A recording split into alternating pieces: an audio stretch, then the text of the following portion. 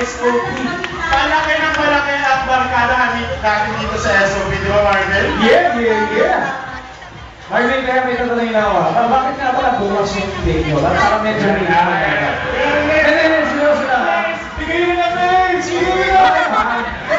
Sige mo ba? Silent na ako eh.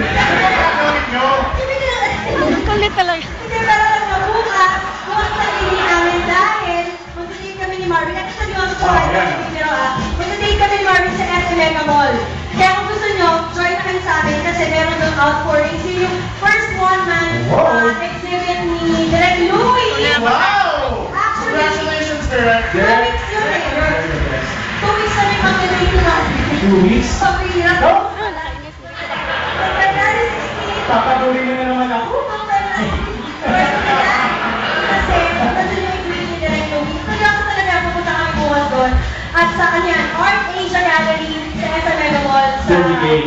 fourth floor. Building A.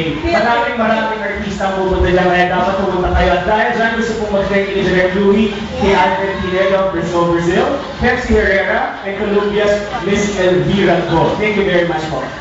Very good. Okay. Pupunta rin kami dito para makita namin yung ginawa ni Direk. So, yan. Tama.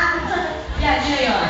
Ayan. Yung mga movement, deep, emotional color series ni Direk yan. Pupunta namin yan. Kaya pupunta kayo ha. Balita ko ka na roon. Outpouring! Yes, kailangan. Balita ko makikita natin yung mga paintings ni Direk. Na nabili natin. Ganun ba ka?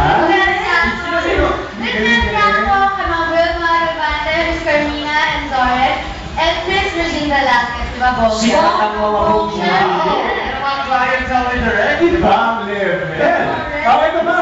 Hinihintay natin. Bago exhibit po kasi Direk Louie, may mga paintings na po siyang ipapakita sa atin ngayon. Please welcome Julian and Dindin Villanera, Gian Magdingan, Harry Santos, Brian, slang ako eh, Gian Magdingan, Harry Santos, Brian Termulo, Ian Nieto, Marquez Garcia, Jonathan Pirayen.